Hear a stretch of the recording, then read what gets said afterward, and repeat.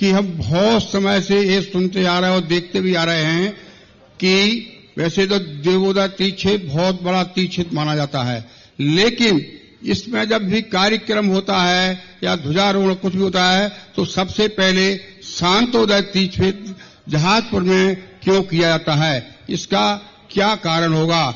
दूसरी जिज्ञासा ये है गुरुवर कि पराधीन सुख किसे कहते हैं और स्वाधीन सुख किसे कहते हैं। गुरु समाधान का नमोस्तु नमोस्तु नमोस्तु। शांतोदय तीर्थ क्षेत्र जो है, जहाजपुर की जो स्थितियां हैं वो देवगढ़ से ज्यादा प्राचीन प्रतीत होता है। देवगढ़ की जो कला है और वहां की जो कला है उसमें बहुत अंतर है। वहां का जो पुरातत्व का वैभव है बहुत लंबे चौड़े स्थान पर फैला हुआ है और दूधई है, धौर्रा क्या बोलते हैं वह, तो ये सारा एरिया बहुत बड़ी चीज, और हो सकता है वहां पर उसकी मूल नायक की स्थापना हो और वहां पर चढ़ा करके, इसलिए कई बार मनोतियां हो जाती हैं। जैसे सांगानेर मंदिर है और आमेर में कम से कम 20-25 किलोमीटर का लगभग अंतर है। सांगानेर के राज दरबार में जब भी कोई कार्य होता था वहां का श्रीफल कराहों के द्वारा पालकी में रखकर गाजे बाजे के साथ में सांगानेर आता था। राज दरबार आमेर था और सांगा मंदिर जो सांगानेर है वहां के आदिनाथ भगवान के पास श्रीफल वहां से आता था। अब वहां से उनका क्या संबंध रहा है, हो सकता है कि आमेर राजा ने इष्ट देव सांगानेर को माना हो। कहानी ये मिलती है कि जब आमेर पर चढ़ाई हुई थी तब राजा पराजित होकर के भागा था वहां से, राजा सांगा, और सांगानेर के मंदिर में आकर के छुपा था और वहां उनके प्राण बचे थे।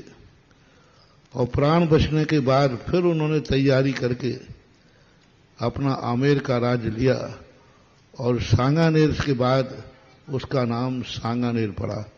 पहले उसका नाम संग्रामपुर था, संग्रामपुर से बाद सांगावती पड़ा, फिर सांगानेर पड़ा।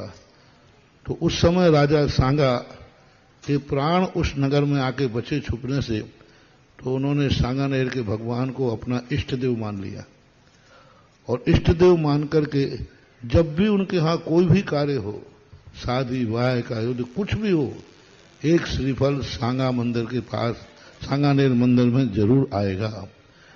ऐसा ही राजा महाराजा यहां के रहे हों और उनको कोई सिद्धि जहाजपुर के शांतिनाथ के चरणों में हुई हो, वो इससे पहले का रहा हो और मूर्ति प्रतीत होती है। यहाँ के शांतिनाथ की मूर्ति और वहां के शांतिनाथ की मूर्ति का शिल्प में बहुत अंतर है, वो इससे अधिक प्राचीन प्रतीत होती है। तो यहाँ का जो राजा रहा हो, वहां उनको इष्ट देव माना हो, कोई उनके जीवन में घटना घटी हो, तो वो इष्ट देव के कारण से तब से परंपरा चल रही है कि जब भी देवगढ़ में कोई काम होगा जहाजपुर के आदिनाथ की ध्वजा चढ़ेगी या श्रीफल चढ़ेगा। ये बहुत बड़ा रहस्य रहता है इसमें। इसलिए मैं आप लोगों से सदा कहता हूं, आप लोगों को अपना एक इष्ट देव मनाना चाहिए, इष्ट मंदिर बनाना चाहिए। इष्ट देव का अर्थ है कि हम कोई भी कार्य करेंगे प्रथम पाती प्रथम श्रीफल वहां जाएगा। इष्ट गुरु, इष्ट देव, इष्ट मंत्र, ये तीनों इष्ट होना चाहिए। मंत्र सभी हैं लेकिन एक इष्ट मंत्र होना चाहिए जिस मंत्र को हर कार्य करते समय उस मंत्र का तुम वाचन करोगे। कोई भी कार्य करो 24 घंटे वही हो, आपको उस मंत्र की एक माला फेरना है, वो इष्ट मंत्र हो गया आपका। आपके यहां कोई भी कार्यक्रम हो, पहला श्रीफल हमारा फलाने मंदिर में जाएगा, फलाने तीर्थ पर जाएगा।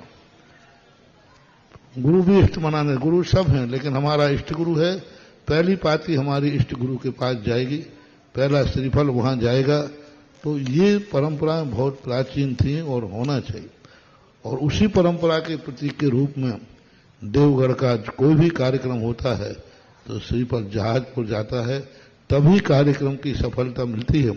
और यह परंपरा अभी तक भी चलती आई है। अभी इस बार भी हुई थी, हुई है। हाँ, क्योंकि पिछली बार का भी मुझे मालूम है, पंचगजर में लोग वहां गए थे, हमसे अनुमति लेके गए थे। उस समय शेखर चंद चौधरी, उदय चंद जी थे। जब जीर्णोद्धार का कार्य प्रारंभ शुरू किया था तब उन्होंने कहा महाराज जी हम पहले श्रीफल चढ़ा के वहां आते हैं। तब ऐसी परंपराएं थी और ये बहुत अच्छी परंपराएं हैं। इससे इतिहास सुरक्षित होता है और जहाजपुर का एक अपने आप में अतिशय, यही अतिशय बता रहा है कि इतने बड़े देवगढ़ का श्रीफल छोटे जहाजपुर में जा रहा है। यही अतिशय बता रहा है कि सबसे बड़ी राजधानी थी आमेर की। आमेर का किला प्रसिद्ध है, बहुत बड़ा किला। सांगानेर में कोई किला नहीं था। आमेर का इतना बड़ा राजा आमेर में मंदिर, उतने बड़े राजा का श्रीफल एक छोटी सी नगरी के देव के पास आना उस देवत्व की महानता को प्रदर्शित करता है। अब इसमें बड़ा छोटा नहीं देखा जाता, बड़ा देखा जाए तो आमेर बड़ा है, राजधानी है, राजगद्दी, राजा वहां है, लेकिन एक छोटे से मंदिर नगरी में देवता के पास भेज रहा है। भली देवगढ़ बड़ा रहा हो लेकिन इष्ट देव जहाजपुर के रहे हो तो मानना चाहिए। और इससे ये पता चलता है कि जहाजपुर के शांतिनाथ भगवान का अपने आप में कोई महिमा ऐसी प्राचीन काल से रही है, रहना चाहिए। अब राजा तो चला गया, आज भी देवगढ़ की परंपरा चल रही है और भी आप लोगों को भी इसी प्रकार से अपने इष्ट देव बनाना चाहिए, बही खातों में लिखना चाहिए और इतिहास बनाना चाहिए बच्चों के लिए। बही खातों में लिखना चाहिए, मंदिरों के बही खातों में लिखाना चाहिए कि और सब भूल जाओ तो भूल जाओ, लिखो यह चढ़ोतरी, यह पैसा, यह नरियल जहाजपुर के लिए देवगढ़ से कहा। जब देवगढ़ का जब बही खाता खोला जाएगा तो उसमें लिखा मिलेगा कि पहला श्रीफल। आप लोगों से मेरा कहना है, आप लोग जब बही खाता बनते हैं तो ये खाते इष्ट देव श्रीफल राशि अपने बही खाते में लिखो। शादी ब्याह का खर्चा मारते हो, उस खाते में पहला खर्चा लिखो, देवगढ़ के लिए श्रीफल गया, जहाजपुर के लिए हमने इतने रुपया दान में दिए, कार्य करवा में सगुन के रूप में इष्ट देव लिखो सगुन।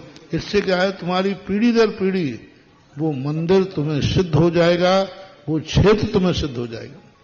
प्रसंग बहुत अच्छा है, सारे भारत के लिए संदेशा दे रहा हूं। हर भारत का जैनी जो जहां सुन रहा हो, अपने जीवन में कोई एक इष्ट मंदिर, इष्ट क्षेत्र, इष्ट गुरु और इष्ट मंत्र बनाओ, जिसको आप रिकॉर्ड करो, बही खाते में लिखो। आप जो बही खाता, आप कोई ऐसी चीज पे लिखो या घर में कोई ऐसा पाटिया लगाओ कि हमारे यहां इष्ट देव फलाना मंदिर है, वहां पर सबसे पहले श्रीफल भेजना चाहिए। 7 पीढ़ियों तक, आज कितने हजारों साल पहले की घटना है और परंपरा होने से आज भी वह जीवित है। तो इसको सबको जीवित रखना है। आज सभी भारत के मैं अपने भक्तों से कहता हूं कि आप लोग अपने जीवन में इस परंपरा को चालू करें कि आपका कोई भी कार्य हो उसके प्रथम श्रीफल कहां भेजना है। मैं कोई नाम नहीं बता रहा हूं, आपको कहीं भी ना, लेकिन होना चाहिए। कोई पूछे कि आपका इष्ट क्षेत्र कौन सा है जो आप हमेशा श्रीफल, कौन सा मंदिर है, कौन से गुरु हैं, कौन सा मंत्र है, ये सब लोगों को आज डिसाइड कर लेना चाहिए और इसी साल से सबको अपने घरों में चालू कर देना चाहिए। गुरुदेव, लगता तो ये है कि जो देवगढ़ का भोकाल है वो दूधई, चांदपुर और इधर देवगढ़ मिला के इतना बड़ा रहा होगा। पर कोई बात नहीं, कुछ सब रहे और वो कोई इष्ट देव रहा होगा वहां पे। जी और बोल दिया भाई, शाम तक भाषा बोल दो। हाँ जी।